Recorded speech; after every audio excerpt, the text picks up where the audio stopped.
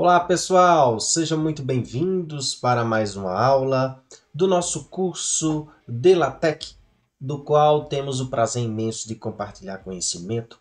Eu sou o Ben David, estamos aqui no nosso canal, mais uma vez tentando compartilhar nossas experiências. É um prazer estar aqui com todos vocês, mas isso não é possível sem também ter o apoio de todos vocês. Para aqueles que estão conosco, que assistem nossas videoaulas, de todos os assuntos que nós abordamos, é importante com que vocês se inscrevam em nosso canal, compartilhem, deem o seu like, para que a gente possa impulsionar esse material ou esses materiais para outras pessoas.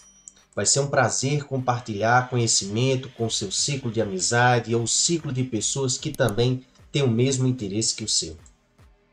Sem mais, nós vamos para a nossa aula de hoje falar um pouco sobre o encoding. O que é que significa o encoding? Na realidade, vamos dizer que é a forma de como os caracteres que escrevemos em nossos arquivos são interpretados. A base do que nós temos no arquivo em LaTeX, ele é do ASCII. Caso você tenha alguma dificuldade de entender o que é o encode ou codificação de caracteres, basta você fazer uma pesquisa rápida no Google e você vai entender um pouco mais.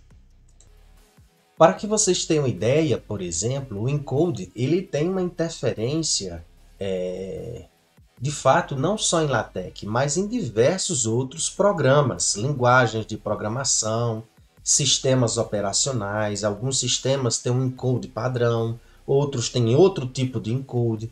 Então, nesse aspecto, trazendo para o LaTeX, muitas vezes você tem problema de compilação, às vezes porque algum caractere especial que foi inserido no seu arquivo, você, por exemplo, sai de um sistema operacional, por exemplo, o Windows, e pega aquele arquivo, compartilha com outro amigo e vai para o Linux ou vai para o Mac. E na hora de compilar, o seu amigo fala, ó, aqui está dando erro.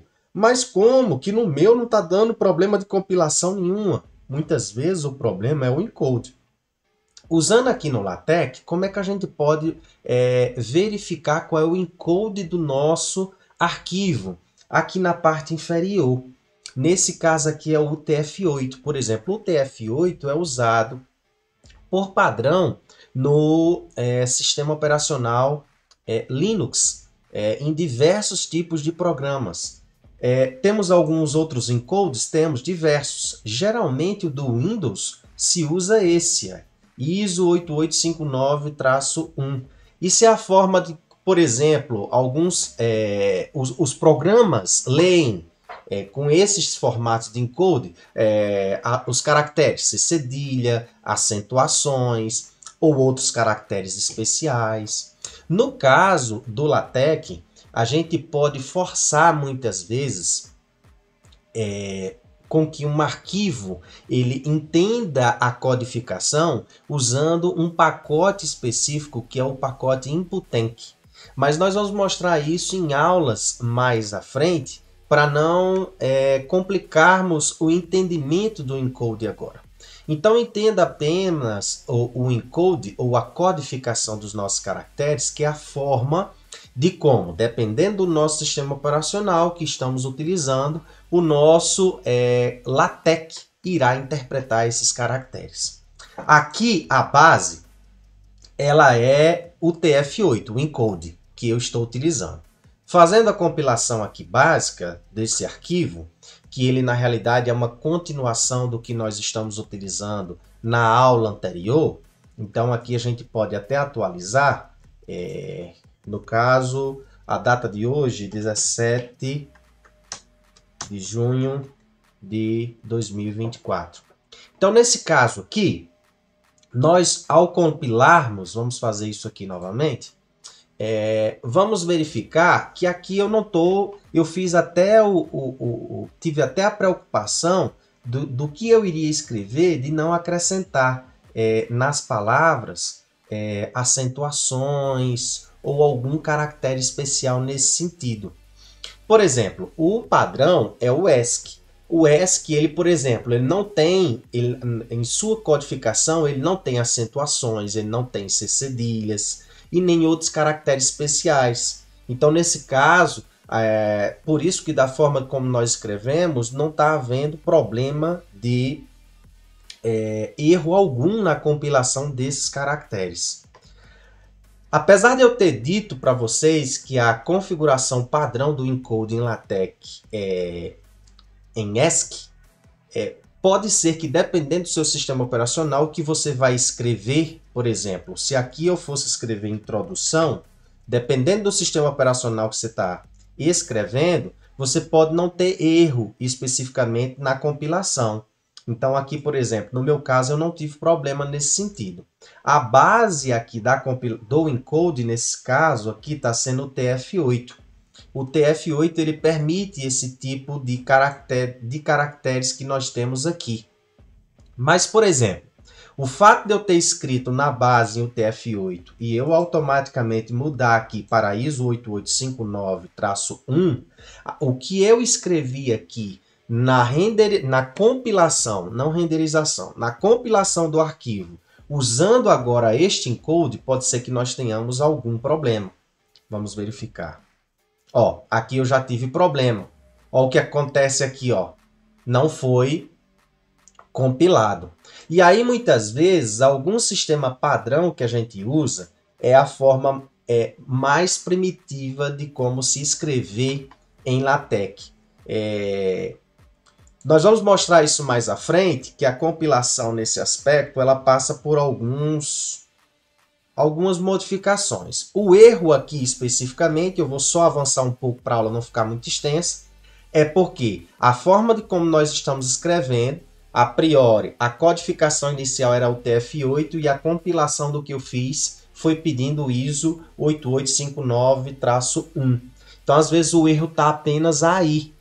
Então, é muito importante, quando você está trabalhando localmente, compartilhando arquivos, você perguntar qual é o encode que você está usando da compilação, para que na hora que eu for compilar no meu arquivo, eu esteja no mesmo encode, na mesma codificação que aquele parceiro que nós estamos compartilhando, parceiro ou parceira. Voltando para o TF8, que foi onde ocorreu a compilação inicial, aí nós vamos perceber que não há problema algum nesse sentido.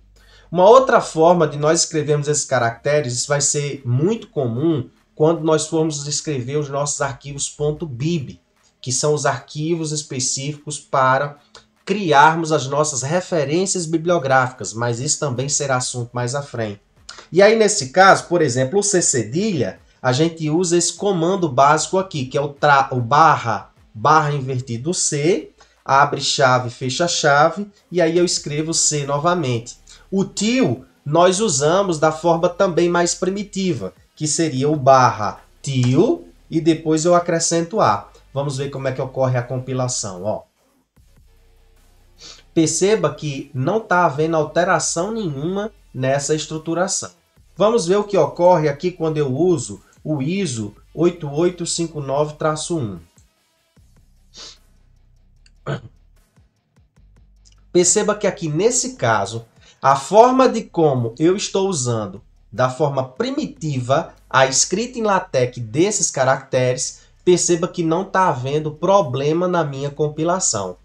Ao passo que, quando eu volto à formatação anterior do que nós escrevemos, esse formato aqui, ó, do A com o til em cima, ele já proporciona esse tipo de problema. Vamos ver? Aqui nesse caso ocorreu normal. Vou voltar aqui para o ISO anterior, né? Que seria a codificação anterior. Vamos voltar aqui. Introdução. Vou compilar.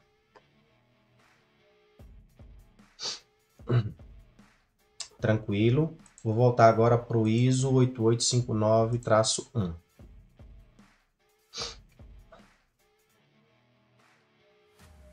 Olha só. Então, o fato de eu ter escrito o TF8, veja que está inválido essa sequência, ó, porque ela foi escrita em UTF-8 e eu mudei o formato para ISO 59-1. Na hora de se interpretar, a gente vê o problema. Mas quando eu uso a forma primitiva de compilação, da forma de como escrever esses caracteres, a gente acaba não tendo erro. A pergunta é, eu vou escrever da forma primitiva ou vou utilizar esse formato aqui? A sugestão é que, se você não está ambientado em escrever, eu particularmente, eu não escrevo todos os meus textos na íntegra na forma primitiva de apresentar esses caracteres, como nós mostramos anteriormente. Por quê? Porque isso às vezes você pega um material e pega algumas coisas que você já escreveu e traz para cá. Às vezes a codificação faz com que você não tenha escrito tudo de forma primitiva. E aí você acaba muitas vezes perdendo tempo de escrita de texto. Então a melhor sugestão é verificar qual é o encode que você está escrevendo para, na hora de sua compilação, usar esse mesmo encode. Beleza? Uma vez feito isso, qualquer dúvida, qualquer sugestão ou crítica, entre em contato conosco. Aqui na nossa tarja em vermelho nós temos as informações necessárias para que entre em contato conosco, ou também deixe no chat da videoaula as suas sugestões e críticas. Vai ser um prazer imenso compartilhar conhecimento e experiência com você. Lembrem-se que o conhecimento é uma liberdade necessária. Fui!